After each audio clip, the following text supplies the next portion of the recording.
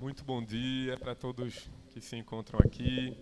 Você que está nos visitando, se sinta muito bem-vindo, sempre aqui no nosso meio. Minha sogra está aqui visitando hoje, seja bem-vinda. Todos nós, né, que estamos aqui, que alegria a gente poder, que alegria e que privilégio a gente estar aqui para cultuar, para adorar o nome do Senhor. Antes de abrirmos nossas Bíblias no Evangelho de João, nós vamos orar aqui pela família dessa semana. Você que já tem frequentado aqui a nossa igreja, você sabe que semanalmente nós oramos durante a semana por uma família da igreja. E essa semana nós vamos orar pela família do nosso querido e amado diácono Cláudio, Nath, Artuzinho, Kiara. Vamos orar por essa família que é tão amada, tão querida da nossa igreja. Então, durante a semana, querido, lembre de colocar essa família diante do Senhor. Né? Lembre de orar, como é importante, como faz diferença, né, na vida do povo de Deus. Né? Muito pode a oração do justo em seus efeitos, né? É o que diz a palavra do Senhor. Então, ore por essa família. Vamos agora orar e já pedindo que o Senhor nos abençoe também na mensagem. Vamos aproveitar também e orar pela vida do nosso querido reverendo Sérvulo, né? Pastor Sérvulo, que está bem adoentado, né? A virose pegou ele com força, né? Como se diz aqui. Vamos orar por ele, por Thaís, pelos meninos também. Tá? Vamos orar. Santo Deus, amado Deus, gracioso Deus, como é bom estarmos aqui diante do Senhor. Que graça maravilhosa nos trouxe aqui, Pai. Somos gratos. Nós aqui queremos pedir, Pai, que o Senhor, agora que sentamos para ouvir a Tua palavra, nós pedimos que o Senhor nos abençoe, que o Senhor ilumine o nosso entendimento, que o Senhor fale ao nosso coração, que as palavras dos meus lábios, o meditar do meu coração, Senhor, do nosso coração, todos aqui, enquanto meditarmos na palavra do Senhor, que tudo isso seja agradável à presença do Senhor, Pai, diante da Tua presença. Pedimos que o Senhor abençoe, Deus, essa família querida, a família de Cláudio, de Nath, as crianças, que o Senhor derrame graça, Pai, sobre essa família, continue conduzindo os passos, as decisões, a caminhada deles, que o Senhor estenda a sua mão, Pai, e os ajude nas demandas do dia a dia, que eles possam desfrutar, perceber o cuidado, o carinho do Senhor, Pai, em cada passo da vida deles. Assim a gente pede também pela vida de Sérvulo, Pai, de Thaís, que o Senhor traga recuperação, abençoe ali a saúde de Sérvulo. Te louvamos, te agradecemos também pela vida dele, pelo serviço, Pai, que ele tem dedicado ao Senhor em primeiro lugar, mas também a essa igreja. Pedimos que o Senhor estenda sua mão de cura e o abençoe ali nesse período, abençoe também as crianças. Fica com a gente agora, Pai, em nome de Jesus. Amém. Amém. Abra sua Bíblia, querido, no Evangelho de João. O apóstolo João escreveu, Evangelho de João, capítulo 1, capítulo 1. Mas antes de lermos, eu quero começar citando aqui uma frase de um grande nome da história da igreja. Ele disse o seguinte: a noite é a mãe dos maus. A noite é a mãe dos maus. Essa frase ela foi dita pelo bispo e teólogo da África, Agostinho de Hipona, que é muito conhecido como Santo Agostinho. Santo Agostinho, que depois de levar uma vida rebelde, uma vida libertina, como ele mesmo diz, né, mergulhado em muita arrogância, em muita luxúria, em muitos enganos, né, ele ele transitou aí por várias heresias também. Depois de levar toda essa vida de rebeldia, de libertinagem, longe do Senhor, Agostinho ele foi convertido ao Senhor Jesus Cristo. Ele se converteu aos 33 anos de idade. E ele disse assim, no sentimento, nas palavras dele, foi tarde que eu amei ao Senhor. Ele tinha já tinha 33 anos de idade, foi quando ele foi convertido ao Senhor. E ele conta toda essa história, a história dele, no livro Confissões, que é um clássico do cristianismo, onde ele é uma autobiografia, nesse livro Confissões que ele escreveu. No livro Confissões, né, a certa altura, ele diz exatamente essa frase que eu citei, ela está nesse contexto aqui, quando ele diz: espera e persevera, que são palavras de Agostinho, espera e persevera até que passe a noite, que é a mãe dos maus, até que passe a ira do Senhor, ira de quem fomos filhos, quando outrora éramos trevas. Nós éramos filhos, a palavra de Deus diz isso. Nós éramos filhos da ira de Deus, quando nós éramos trevas. Perceba, queridos, Agostinho ele identifica a noite com os maus e afirma que as trevas, né, ele identifica também as trevas com os filhos da ira de Deus. Né? Os filhos da ira, eles são trevas. Em resumo, o que Agostinho está dizendo para a gente é que quem vive distante de Deus vive na escuridão, na noite, nas trevas. Viver distante de Deus é viver na escuridão. É estar mergulhado nas trevas. É estar cego também, porque na escuridão a gente não enxerga nada, né? Viver longe de Deus é estar cego, é viver na escuridão. Em suas confissões, Agostinho relata dessa maneira o seu estado anterior à sua conversão. Ele diz: eu vivia nas trevas, eu vivia na escuridão. E essa é uma relação que a Bíblia também faz. Então, tendo rememorado aí essas palavras de Santo Agostinho, eu quero chamar você, então, a voltar seus olhos para a palavra de Deus, no Evangelho de João, capítulo 1. A gente vai ler apenas os 5 primeiros versículos desse texto aí, tão conhecido e tão bonito também. Tá? Volte seus olhos para João, capítulo 1. Assim diz o evangelista João.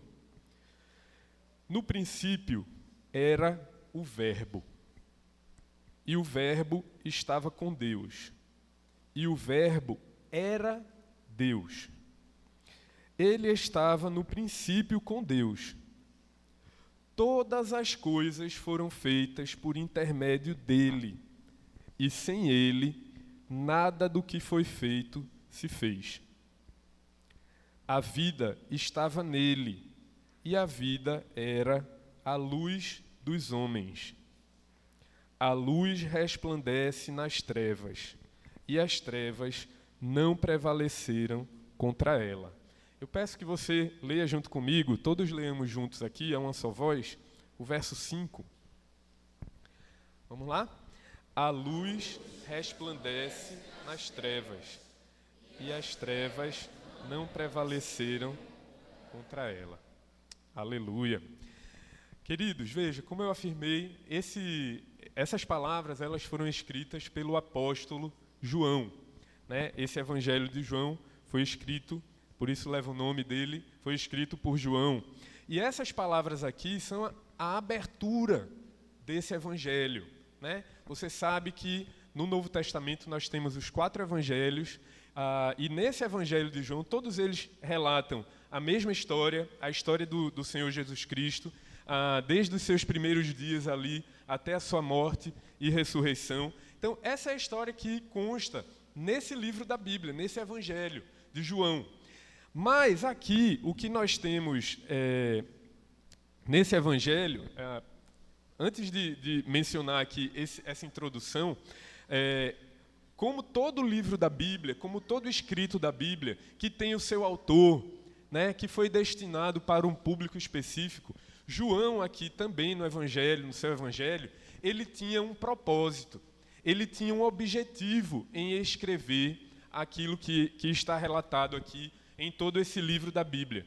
Qual era, então, o propósito do Evangelho de João? O próprio João afirma aqui, se você voltar seus olhos lá para o capítulo 20 de João, eu chamo você a abrir, em João capítulo 20, dos versos 26 ao 31, já perto ali do final desse livro da Bíblia, fica claro, o próprio João explicita qual é o propósito desse evangelho que ele escreveu. No verso 26, então, do capítulo 20, ele diz assim: passados 8 dias, estavam outra vez ali reunidos os seus discípulos, e Tomé com eles. Estando as portas trancadas, veio Jesus, pôs-se no meio e disse-lhes: paz seja convosco. Apenas para situar você, aqui o Senhor Jesus tinha ressuscitado já. Então eles estavam de portas trancadas e Jesus aparece no meio deles e diz: paz seja convosco. Verso 27, e logo disse a Tomé: põe aqui o dedo e vê as minhas mãos. Chega também a mão e põe-na no meu lado. Não sejas incrédulo, mas, o que, meus irmãos? Crente. Respondeu-lhe Tomé: Senhor meu e Deus meu. Disse-lhe Jesus: por que me viste, creste? Bem-aventurados os que não viram e creram. Na verdade, fez Jesus diante dos discípulos muitos outros sinais que não estão escritos neste livro, aqui no Evangelho de João. Agora, preste atenção no verso 31, porque é aqui que está bem claro qual é o propósito de João, qual é o objetivo de João com esse Evangelho. Estes milagres, porém, foram registrados para que creiais que Jesus é o Cristo, o Filho de Deus, e para que, crendo, tenhais vida em seu nome. Então, veja, Jesus fez muitos outros milagres, ele fez muitas outras coisas que não estão relatadas por João aqui no seu Evangelho. Mas essas coisas que ele relatou, esses milagres que ele relatou com um propósito, para que creiais que Jesus é o Cristo, o Filho de Deus, e para que, crendo, tenhas vida em seu nome. Então, o próprio autor, ele está explicitando, clarificando para a gente aqui qual é o objetivo dele. O objetivo é que todos aqueles que lerem essas palavras, eles creiam que o Senhor Jesus é o Cristo, é o Messias prometido, é aquele que foi prometido desde o Antigo Testamento pelos profetas.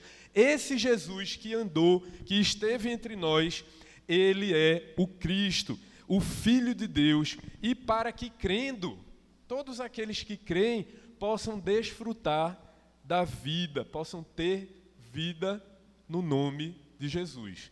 Então veja, essas palavras que nós lemos aqui, elas estão dentro desse propósito. O Senhor Jesus,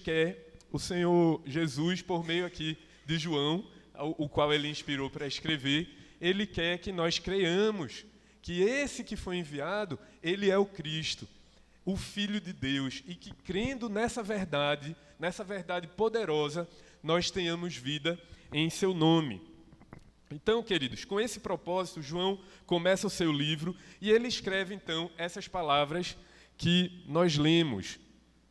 O texto dessa manhã, especificamente, ele faz parte do prólogo desse livro, certo? Esse prólogo, se você olhar direitinho, depois você pode ler com calma em casa, ele vai do versículo 1, que nós lemos, e se estende até o versículo 18 desse capítulo 1, certo? Esses primeiros 18 capítulos são configurados, são classificados como um prólogo. Mas você sabe o que é um prólogo?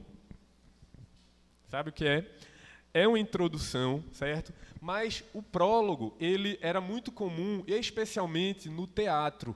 É muito conhecido no teatro, lá nas tragédias, no teatro da Grécia Antiga.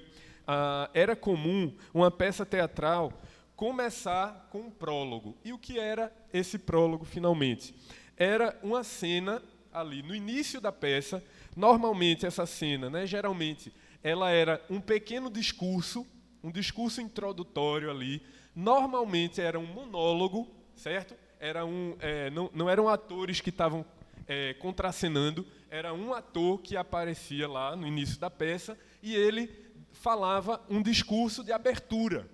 Esse discurso de abertura do prólogo, ele normalmente trazia algumas informações, alguns elementos que eram anteriores aos eventos que eram narrados, que eram encenados na peça, certo? Então aquela peça ela ia ter toda uma trama que ia acontecer e o prólogo esclarecia para a audiência elementos que estavam por trás, elementos que tinham acontecido antes, né? Mas que eram importantes para você entender os acontecimentos ali daquele enredo. Então, para isso servia o prólogo, né? Ele apresentava elementos, um prólogo ele faz isso, ele apresenta elementos importantes para que a audiência entenda o relato que está sendo encenado, que está sendo explicado naquele discurso, ou naquela peça. Então, João, num estilo aqui muito formal, né, muito bonito, com uma certa erudição, ele começa o seu evangelho com um prólogo, né? E esse prólogo, até numa linguagem meio poética, é um discurso, né? Ele não está aqui narrando eventos, né? Como faz, por exemplo, Lucas, como faz Marcos, que narra ali o nascimento de Cristo. João é um evangelho diferente, ele começa com esse prólogo. E nesse prólogo, ele narra, você percebe isso, eventos que são anteriores ao nascimento do próprio Jesus Cristo, certo? Mas que são importantes para a gente entender tudo o que vai acontecer ao longo da trama. Tudo que ele vai dizer depois será melhor entendido se nós guardarmos conosco essas explicações preliminares. Se pela graça de Deus, queridos, eu e você compreendermos, né, qualquer leitor que compreender na sua alma a exposição que João faz sobre o Senhor Jesus Cristo, né, esse era o propósito dele, que as pessoas compreendessem que Jesus é o Cristo, é o Filho de Deus, crendo que Jesus é o Salvador, que esses leitores, então, possam ter a vida, né? Essa era a ideia de João. Abençoar aqueles que lessem, de forma que eles pudessem crer nessas verdades sobre Jesus Cristo e ter a vida eterna. Vejamos, então, o que é que João afirma nessas palavras iniciais aí do seu prólogo. A gente não vai ler o prólogo todo, apenas esses 5 versículos iniciais que a gente vai comentar. Olha aí de novo para os versos 1 e 2. João diz assim: no princípio era o Verbo, e o Verbo estava com Deus, e o Verbo era Deus. Ele estava no princípio com Deus. Então veja, João começa essa exposição aqui sobre Jesus Cristo falando sobre o Verbo que era desde o princípio. Verbo, na língua original aqui no grego, é uma palavra grega logos, certo? A palavra logos que você já deve ter ouvido falar. Essa expressão, o verbo, é exatamente uma palavra grega logos, certo? O logos, que também significa palavra, certo? Em grego, essa expressão logos significa palavra. Mas veja, que verbo é esse que João está se referindo? Ele está se referindo a quem? Quem é esse verbo e por que ele é chamado assim? O verso 14, um pouco mais para frente aí, ainda no prólogo, esclarece isso para a gente. Veja o que João diz no verso 14 aí do capítulo 1. E o verbo, esse verbo, que estava no princípio com Deus, o verbo se fez carne e habitou entre nós, cheio de graça e de verdade, e vimos a sua glória como do unigênito do Pai. Então veja, esse verbo, querido, não é outra pessoa, a não ser o próprio Jesus Cristo. o verbo que estava no início com Deus, que estava no princípio com Deus, que era Deus, esse verbo, no verso 14 ele diz, se fez carne e habitou entre nós. Então veja, essa é uma referência clara, né? Se de repente algum de nós aqui estava com dúvida, né, sobre quem é que João está falando aqui. Quem é esse verbo? Esse verbo é o Senhor Jesus Cristo, né? Esse que se fez carne e habitou entre nós. João está falando já aqui da encarnação do Senhor Jesus Cristo. Em Apocalipse também, que foi escrito pelo mesmo João, pelo mesmo apóstolo João, no capítulo 19, versículo 13, João diz que Jesus é o verbo de Deus. Apocalipse 19, 13, depois você pode consultar lá, nos diz que Jesus é o verbo de Deus. A história que João vai relatar para frente é sobre ele, é sobre Jesus, né? O verbo. E o que é que nos afirma o verso 1? Primeiro, que Jesus Cristo, o verbo, ele estava no princípio com Deus e ele era Deus. Jesus estava no princípio com Deus e Jesus, ele mesmo, é Deus. Esse Jesus, em outras palavras, João está dizendo, olha, esse Jesus que eu vou expor sobre a vida dele, nesse evangelho, é um ser de natureza divina. Esse homem que andou entre nós, esse homem que transformou água em vinho, logo mais ele vai falar desse primeiro milagre de Jesus, você já ouviu falar sobre isso? Jesus transformou água em vinho, né? E deixou as pessoas surpresas ali. Esse homem que curou paralítico, esse homem que curou um cego, esse homem que multiplicou pães e peixes, esse homem que ressuscitou um outro homem, que ressuscitou Lázaro, esse homem que morreu na cruz e ele mesmo ressuscitou, ele não é outro senão o próprio Deus. Esse homem, ele tem uma natureza divina, ele é Deus. O verbo era Deus. Esse homem que vai ser exposto aqui nessas páginas, ele é Deus, ele é o verbo de Deus, e ele é o Filho de Deus.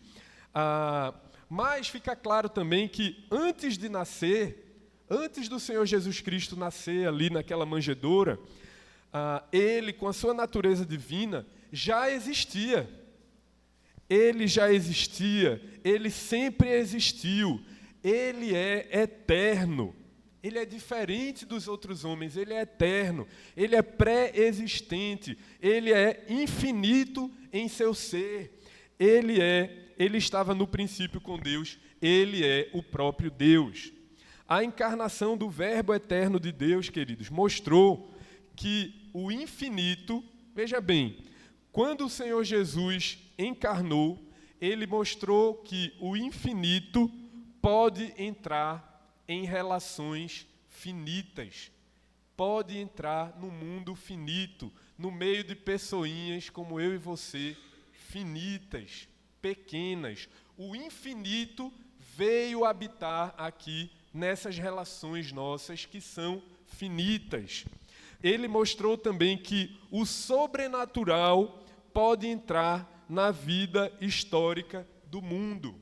Isso é o que revela a encarnação do Verbo. Ele conservou, ao encarnar, o Senhor Jesus conservou essa natureza divina, mas quando ele encarnou, se somou a essa natureza divina, a natureza humana também. Ele se tornou 100% Deus e 100% homem. Né? Não como alguns já acreditaram na história, e muitas heresias vieram em decorrência disso, de que quando Jesus encarnou, a natureza divina dele ficou para trás. Não.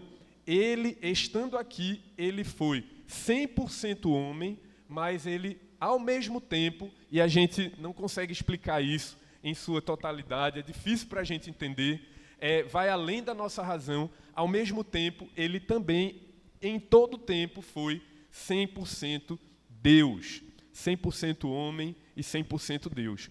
A palavra logos ela nos remete ao Antigo Testamento. Para a gente entender bem essa palavra logos, verbo, nós precisamos entender que ela foi bastante usada também no contexto do Antigo Testamento. E ela indicava, no Antigo Testamento, a relação profunda de Deus Pai com Deus Filho, do Pai com o Filho. Há uma relação profunda, inseparável.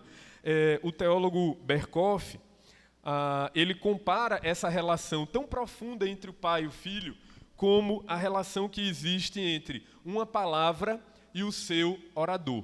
Certo? Quando a gente diz uma palavra, há uma relação profunda entre essa palavra e aquele que pronunciou a palavra. Uma relação muito parecida é a relação de Deus Pai com o Filho. A palavra nós já sabemos quem é. O Filho.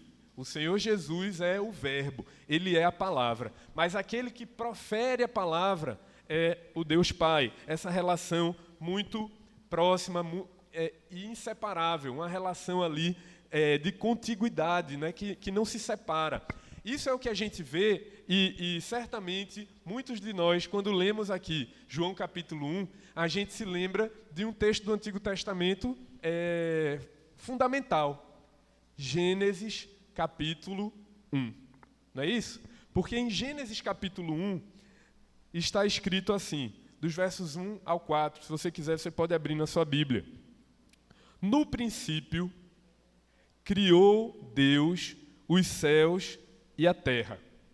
A terra, porém, estava sem forma e vazia. Havia trevas sobre a face do abismo, e o Espírito de Deus pairava sobre as águas. Mas presta atenção, o que nos diz aqui, o verso 3. Disse Deus, aqui é o Pai falando, disse Deus, haja luz, e houve luz. E viu Deus que a luz era boa, e fez separação entre a luz e as trevas. Veja essa dinâmica aqui, e isso vai se repetindo em todo o capítulo 1 de Gênesis. Deus pronuncia a palavra, e o verbo, então, que João nos diz que estava no princípio com Deus, o verbo que era Deus e que estava no princípio com Deus, Deus pronuncia, e então aquela palavra vai lá e cumpre a ordem daquele que diz, daquele que fala. Deus fala e as coisas vêm a existir. Deus diz, haja luz, e houve luz. Né? E assim vai acontecendo com cada elemento da criação que Deus vai fazendo. O nosso mundo, ele foi criado pela palavra de Deus. Essa palavra é o próprio Jesus, querido, que estava ali no ato da criação. Cada vez que Deus ordenava, o Senhor Jesus ia lá e executava, e ele fazia, e o mundo então foi criado por intermédio dele. É isso que nos diz o verso 3 desse prólogo aqui de João. Leia comigo o verso 3. Todas as coisas foram feitas por intermédio dele, por intermédio do Verbo.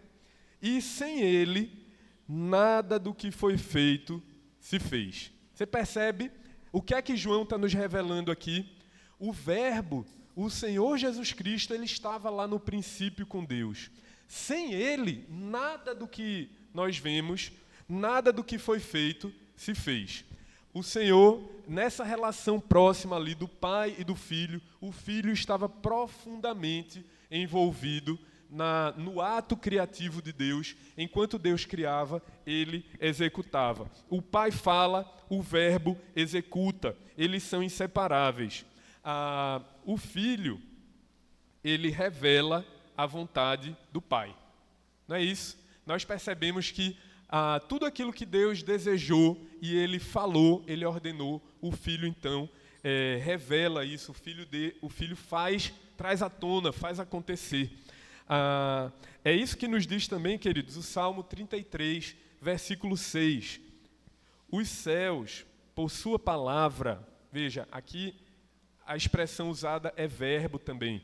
Os céus, por sua palavra, se fizeram, e pelo sopro da sua boca, o exército deles. É o que nos diz o Salmo 33, 6. Hebreus, o autor aos Hebreus, no capítulo 1, verso 3, diz que Jesus, ele que é o resplendor da glória e a expressão exata do seu ser. O Senhor Jesus, o Filho, ele é a expressão exata do ser de Deus. Certo?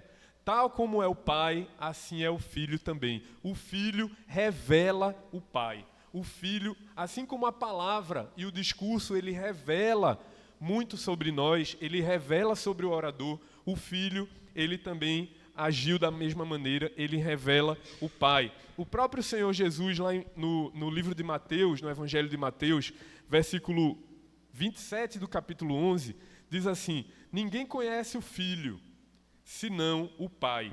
E ninguém conhece o Pai, senão o Filho e aquele a quem o Filho o quiser revelar. Como é que eu e você podemos conhecer o Pai? Através do Filho. O Filho revela o Pai. Ninguém conhece o Pai, senão o Filho e aquele a quem o Filho o quiser revelar. Sem o Filho, queridos, é completamente impossível conhecer o Pai. É impossível para o ser humano conhecer o Pai, conhecer a Deus, sem que o Filho o revele. Deus, ele é incompreensível. Deus é infinito. Para usar uma palavra difícil aqui, Deus é incognoscível. Eu até puxei a fila aqui, né? Ele não cabe na nossa cognição, certo? Deus, em sua grandeza, em sua infinitude, mesmo se a gente parar para meditar muito sobre isso, né? Como faz um teólogo reformado chamado Arthur Pink, ele começa a refletir ali como era antes da criação, antes do universo ser formado. Como é que era a existência de Deus, né? Esse Deus que é eterno. E ele fala sobre a solidão de Deus. Naquele período, né, não dá nem para a gente chamar de período, porque não existia o tempo ainda. Antes do Cronos, antes do tempo ser criado, só existia Deus. No princípio era o Verbo. Jesus estava lá, na solidão de Deus, eterno, eterno para trás, eterno também, se a gente pensa no futuro, eterno para frente, sem início nem fim. O Senhor Deus, ele é assim infinito, ele é eterno, não cabe na compreensão humana. Deus é incompreensível.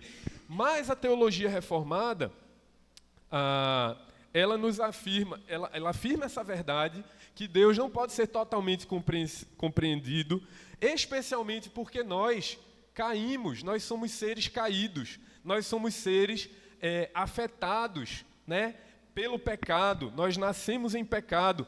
Nós, como disse Agostinho, nós nascemos em trevas.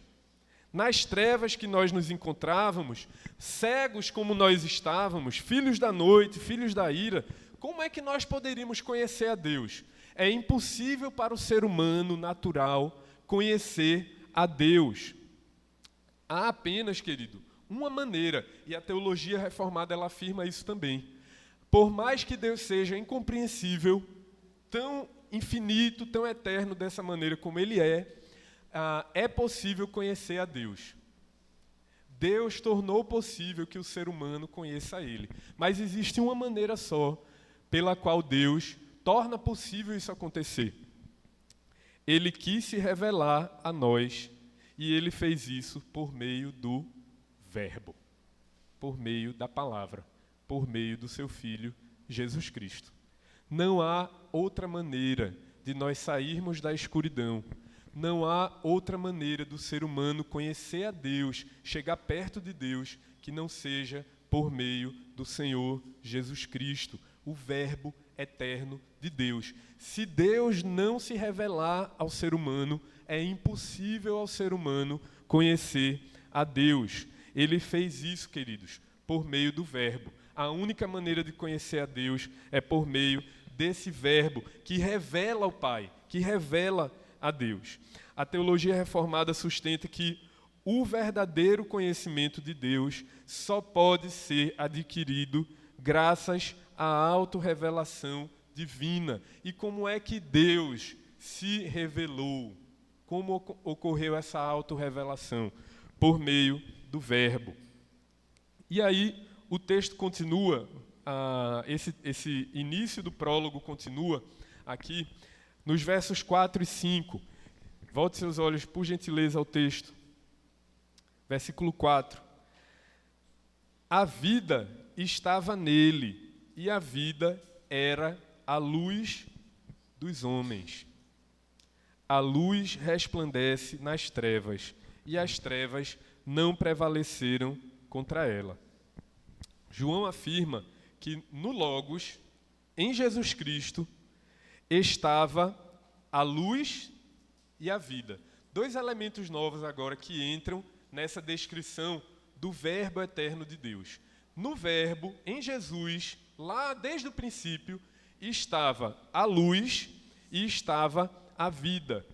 Essa luz que é capaz de tirar os homens da cegueira do pecado, essa luz que permite que os homens conheçam e creiam em Deus, essa luz que torna os homens, que é capaz de tornar os homens filhos de Deus. Nós que estávamos mortos em nossos delitos e pecados, como Paulo afirma em Efésios, aos que estavam mortos, esse Deus, esse Jesus que traz a luz salvífica de Deus, a luz da revelação de Deus, ele traz também a vida, né? É o que João diz, a vida estava nele, e a vida era a luz dos homens. Sem a luz de Deus, os homens estão na escuridão, estão cegos para toda a eternidade e jamais terão acesso a Deus, jamais conhecerão a salvação de Deus.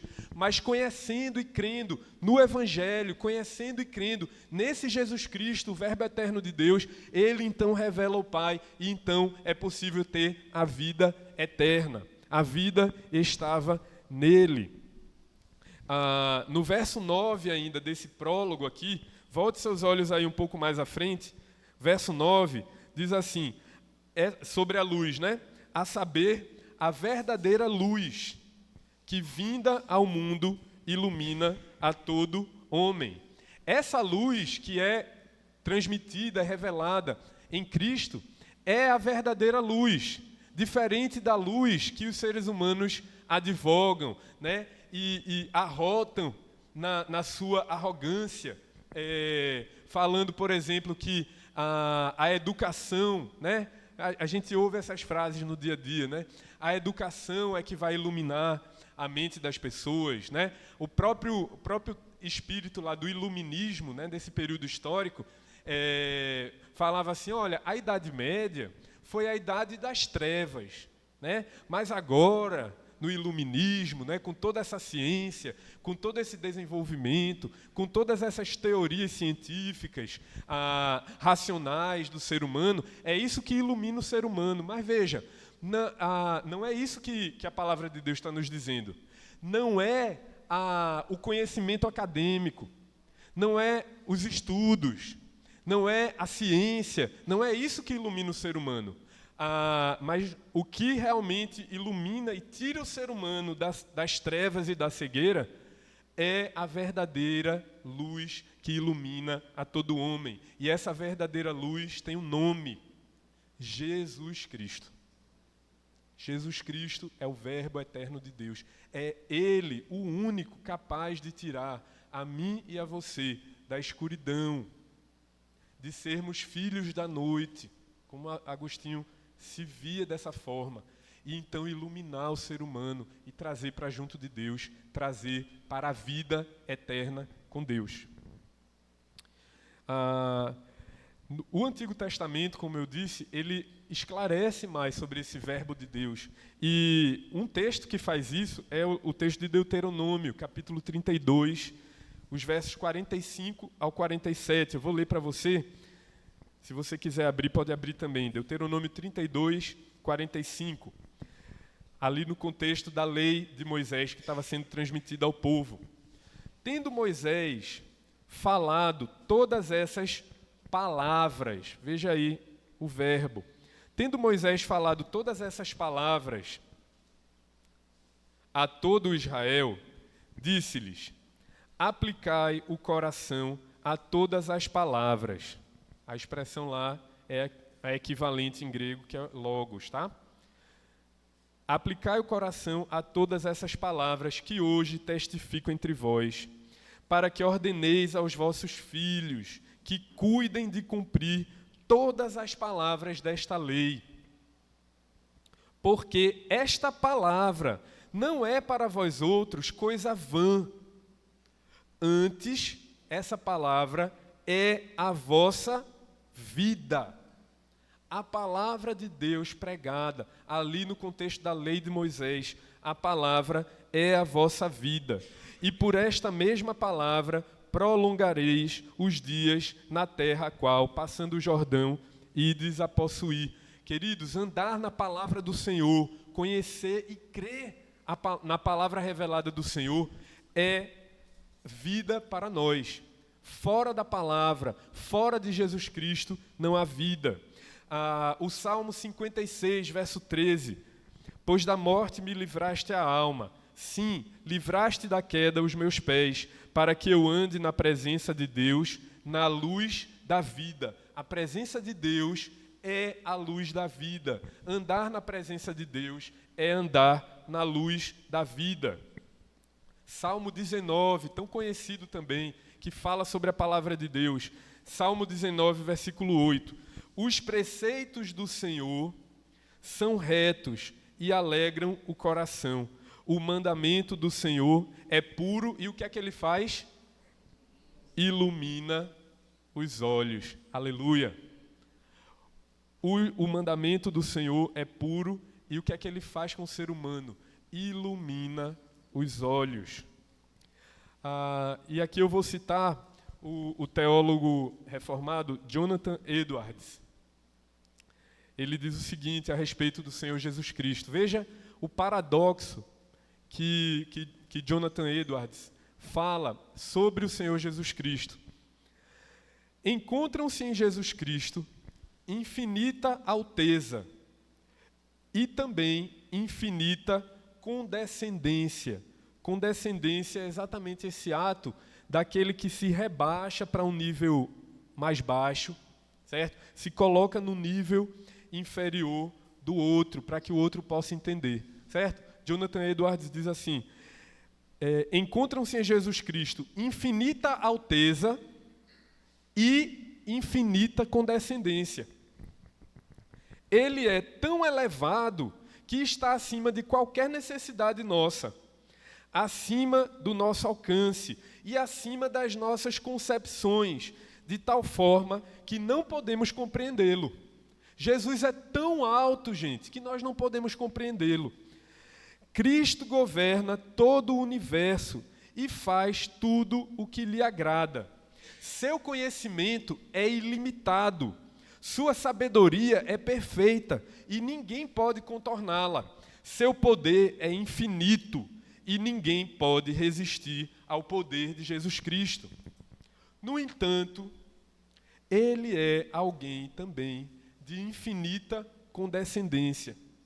Ele condescende não apenas com os anjos. Veja o raciocínio desse irmão aqui, ó.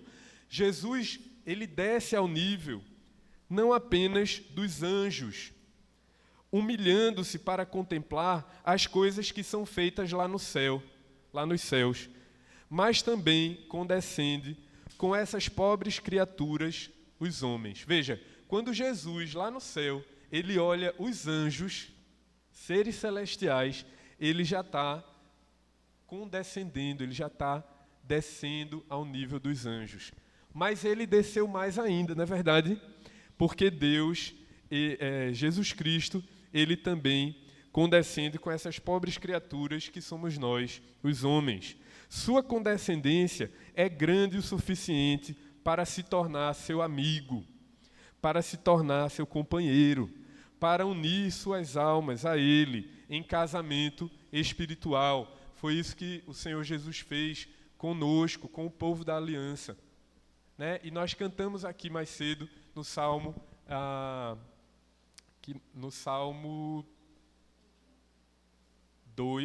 8, Salmo 8, que nós cantamos.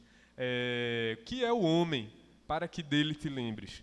Quando o Senhor se lembra de nós, quando Ele desce ao nosso nível, quando Ele se fez carne e habitou entre nós, se tornou nosso amigo, quando Ele se uniu a nós, nisso que a Bíblia chama compara com um casamento espiritual com o seu povo, isso não é outra coisa, queridos, é condescendência de Jesus, é graça dele, é Ele descendo ao nível do ser humano para revelar o Senhor Deus. É suficiente prova da sua condescendência Ele tomar sobre si a natureza do ser humano, sua criatura, tornar-se um deles, para ser um com eles. Sim, até expor-se à vergonha e ao cuspe de homens vis. Lá na cruz Ele foi cuspido, Ele foi açoitado.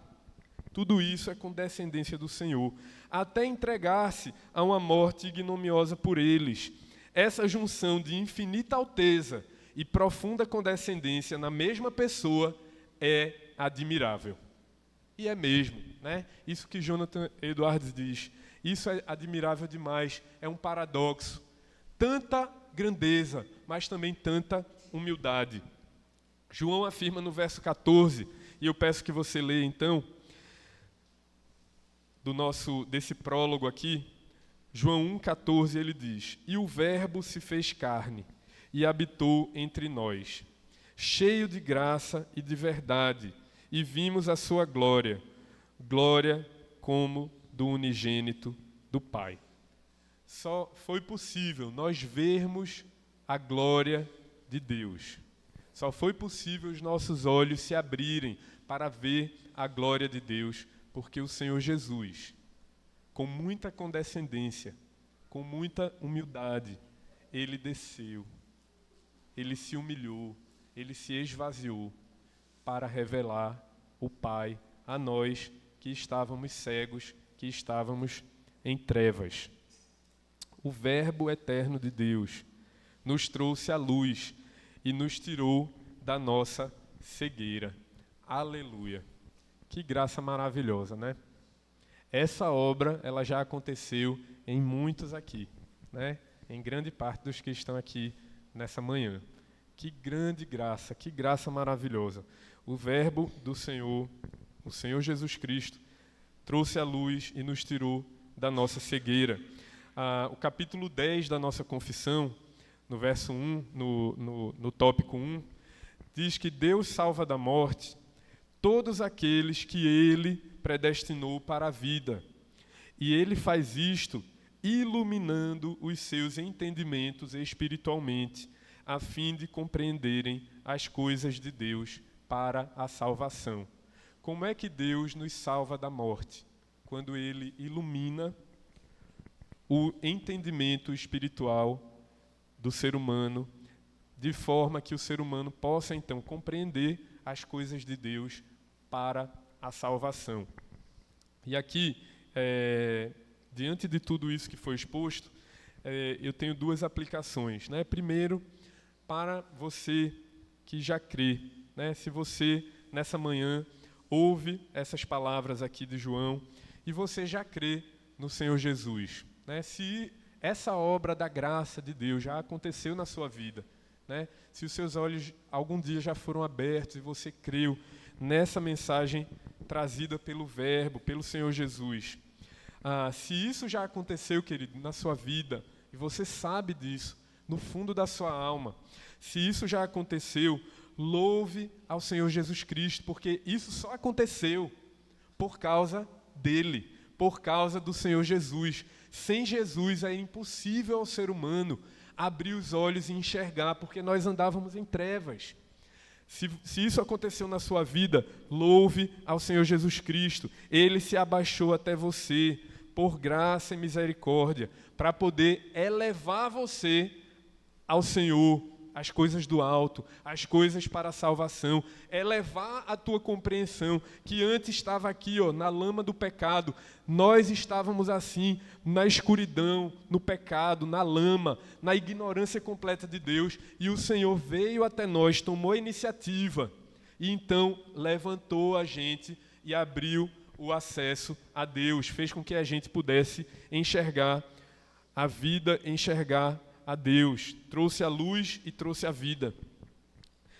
Diante disso, querido, se isso aconteceu na sua vida, viva para Deus, abandone as coisas e as paixões desse mundo, né, que tanto querem nos envolver, tantas vezes as demandas dessa vida, os nossos projetos, os nossos trabalhos, as coisas que a gente está envolvido, nos preenchem tanto, mas se a obra da graça de Deus aconteceu na sua vida, ela aconteceu para que não você viva uma vida medíocre, não para que não eu e você vivamos aqui olhando apenas para as coisas desse mundo, porque olham apenas para as coisas desse mundo aqueles que ainda estão na escuridão. Mas se você foi iluminado pelo Senhor, levante seus olhos, olhe para as coisas do alto, sirva a Deus, viva para a glória de Deus, gaste cada um dos seus dias para a glória de Deus.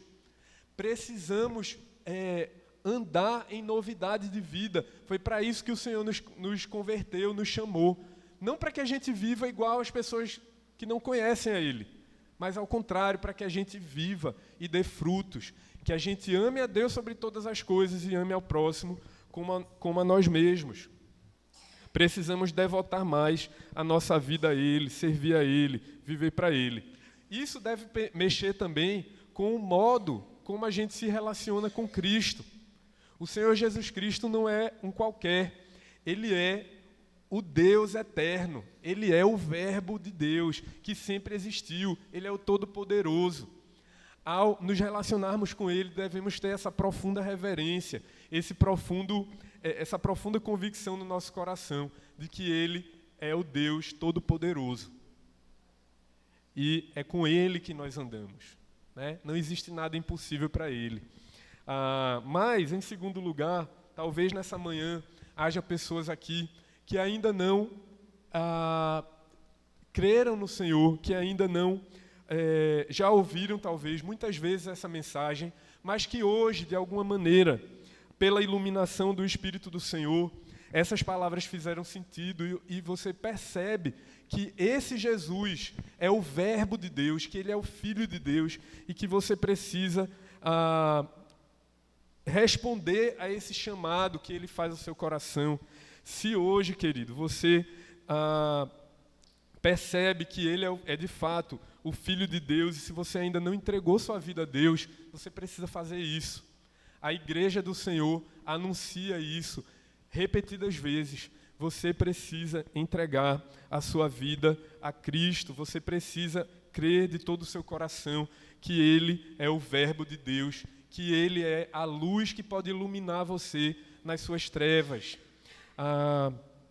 Clame a Ele, peça perdão a Ele pelos seus pecados, peça socorro a Ele, entregue a sua vida ao Senhor Jesus Cristo para que você viva como servo dEle para sempre, para que você viva como um filho de Deus, porque a todos quantos receberam esse verbo, é o que diz o verso 12, Deus deu o poder para que eles sejam feitos filhos de Deus.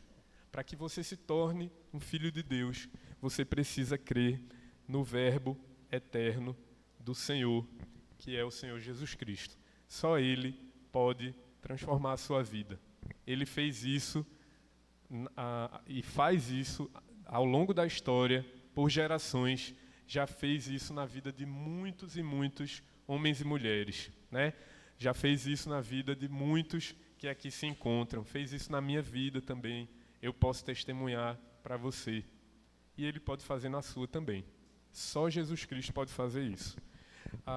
Eu quero concluir relembrando aqui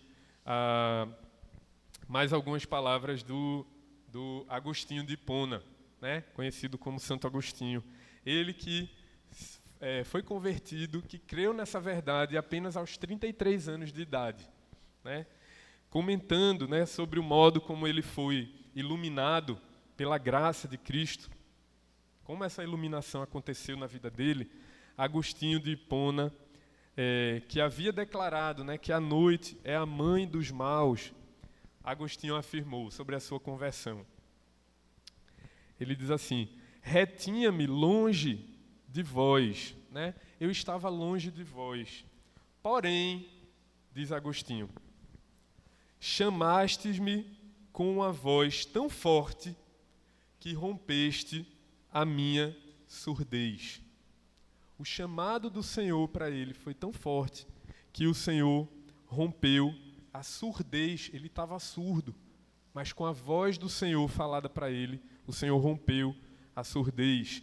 E aí ele continua dizendo: brilhastes, cintilastes, e logo afugentastes a minha cegueira. Exalastes perfume, respirei-o, suspirando por vós, saboreei-vos, e agora eu tenho fome e sede de ti. Veja, todos os sentidos de Agostinho foram mexidos por causa dessa iniciativa de Deus. Você vê, ele estava surdo, mas ao ouvir a voz de Deus, o Senhor fez com que ele ouvisse, o Senhor tirou ele da surdez. Ele estava na escuridão, ele estava cego, mas o Senhor brilhou, o Senhor resplandeceu, o Senhor afugentou a cegueira dele. O Senhor exalou o seu bom perfume, que Paulo vai dizer, que é o bom perfume de Cristo. Esse perfume, Agostinho respirou, ele respirou, suspirando por Deus. E ao saborear o Senhor Deus, ao experimentar Deus na vida dele, ele agora sente de forma diferente. Ele diz assim: agora eu tenho fome e sede de ti.